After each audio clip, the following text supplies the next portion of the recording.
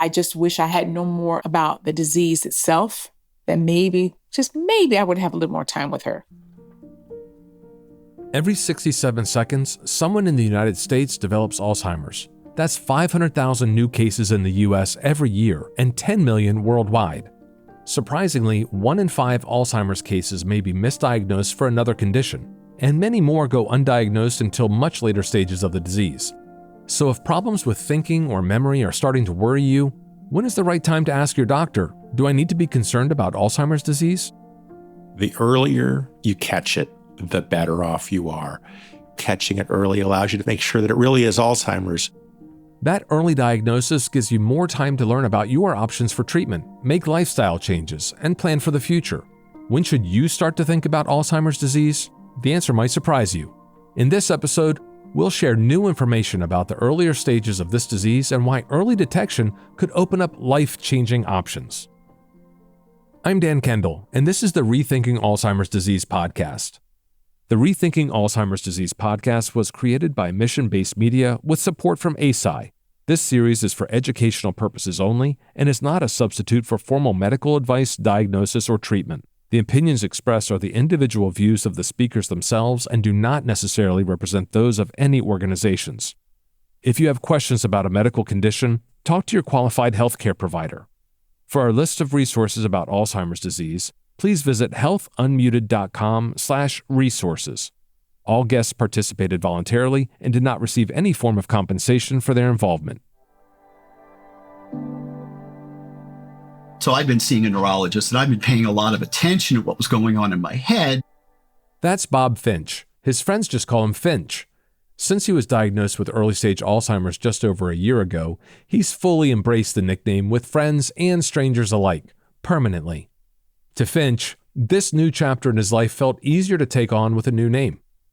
I would find myself at the end of the day going in and just collapsing on the bed for 2 to 3 hours. And I'm not a napper, but I absolutely couldn't function unless I was doing that. Finch asked his neurologist about the lethargy.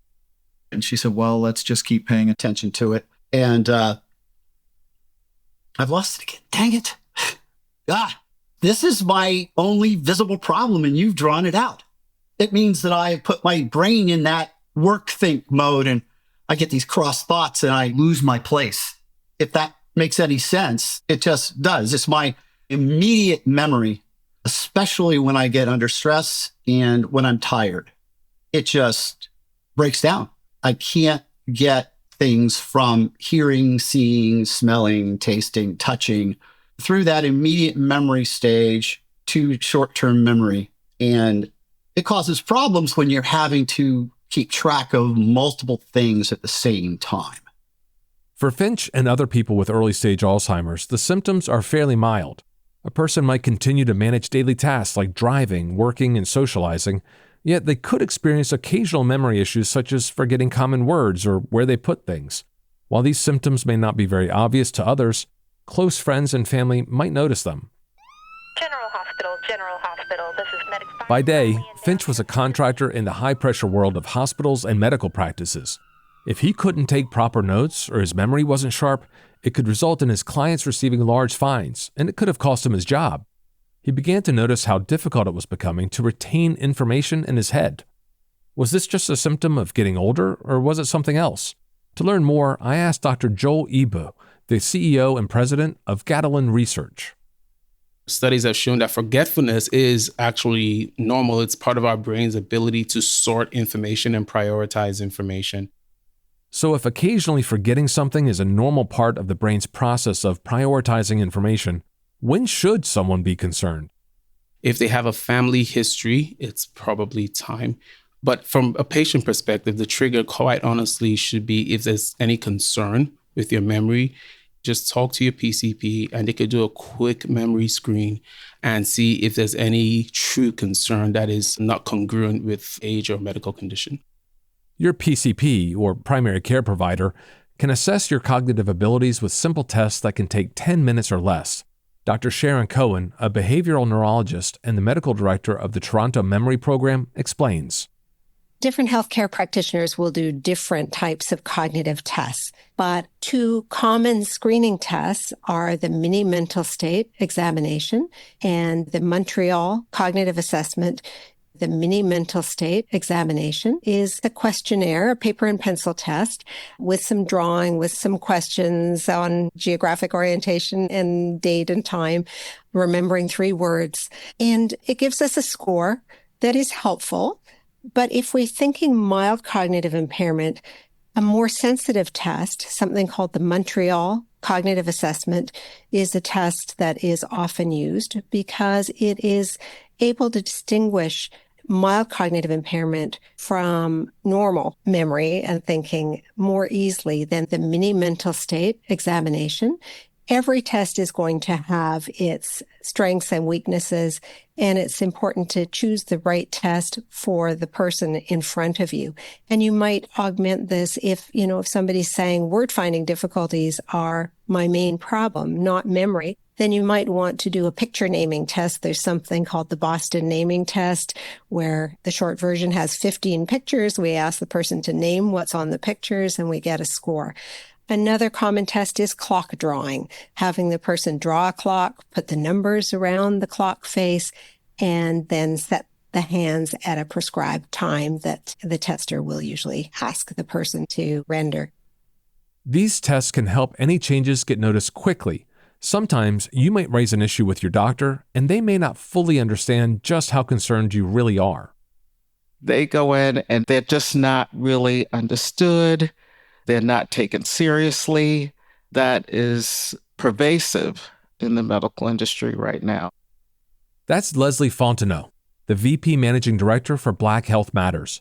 It's important to advocate for yourself. However, there are some people, even healthcare professionals, who will chalk up concerns about changes to memory or thinking as simply part of the normal course of aging.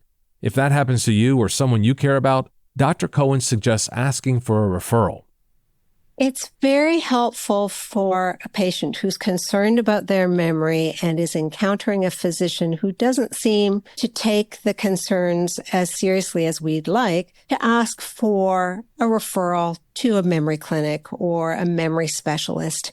I don't think there should be any question that one deserves a thorough investigation. If I feel my memory's failing, even if my doctor's not finding anything, it worries me, and I want to know that we've looked into this thoroughly.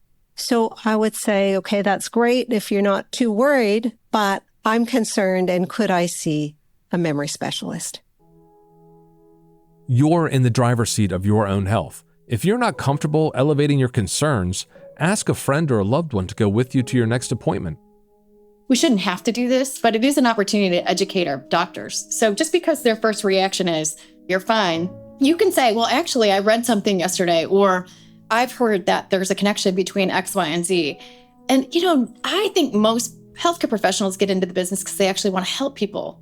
And so they're going to go back and they're going to look it up. They're going to learn about it. You may help make them better doctors. Finch knew something was going on. Conversations with his neurologist kept him informed, but he hadn't experienced a true red flag. Then came the conference call that changed everything.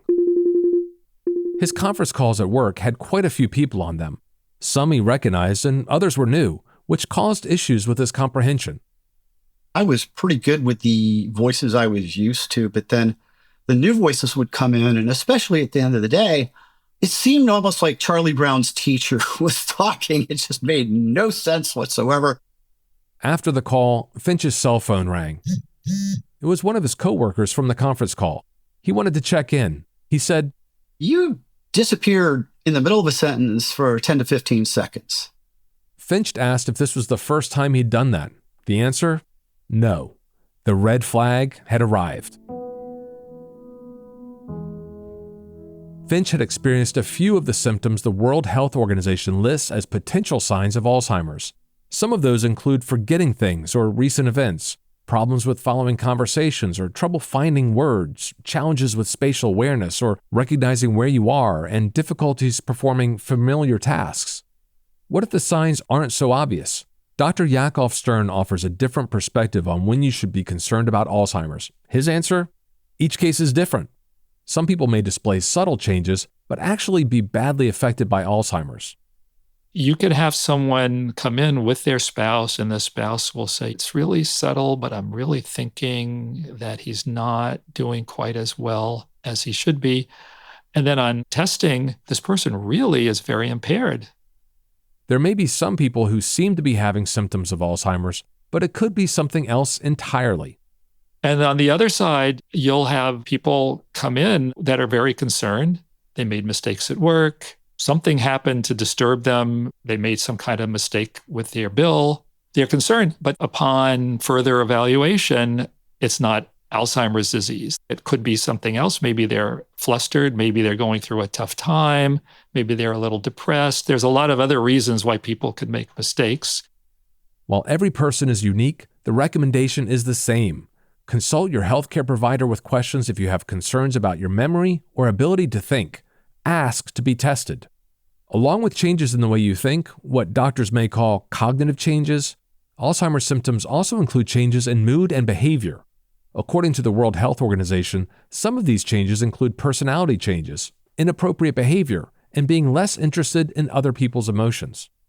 My name's Russ Paulson, and I am the Chief Operating Officer at Us Against Alzheimer's. We're a patient advocacy organization that also does research into patient preferences, what matters most to patients living with or worried about living with Alzheimer's disease. Like many of us, Russ has Alzheimer's in his family. When the signs became obvious for his loved ones, he and his family went through the initial questions that so many people do. We wondered, is this the time? Is it worth the argument to get someone to go to the doctor? The team at Us Against Alzheimer's developed an online tool that can help answer this question. We have a website called mybrainguide.org that allows people to sort of assess on behalf of a loved one, is this even looking like dementia to start with? Because sometimes the first hurdle that you have with someone who is showing signs of decline is getting them to go to the doctor in the first place. And so you go to mybrainguide.org, take a little questionnaire, and it will help you understand. It's not a diagnosis, not even close, but it will help you understand, is this worth the fight? It's easy and free to use. In the end, if symptoms are clear, Russ and many others would agree the fight is worth it. The earlier you catch it, the better off you are. You might be a good candidate for one of these new treatments, but there are also lifestyle things and other possibilities of things like controlling your blood pressure through blood pressure medication. Also, catching it early allows you to make sure that it really is Alzheimer's and not a B12 deficiency or something that's really easily fixed. To learn more about My Brain Guide, visit mybrainguide.org. We have links to this and many other helpful resources at healthunmuted.com/resources. On the next episode of the Rethinking Alzheimer's Disease podcast, how and when can Alzheimer's be diagnosed? Earlier detection, earlier diagnosis is so important for people. These new tools that exist to help people identify the symptoms and the new blood biomarkers that soon will be helping people to differentiate Alzheimer's are going to be a game changer for the field. This is the Rethinking Alzheimer's Disease podcast, hosted by me, Dan Kendall. This show is part of the Health Unmuted audio library by Mission Based Media and was created with support from ASI. To listen and learn more, visit healthunmuted.com/resources and follow our show on your favorite podcast player.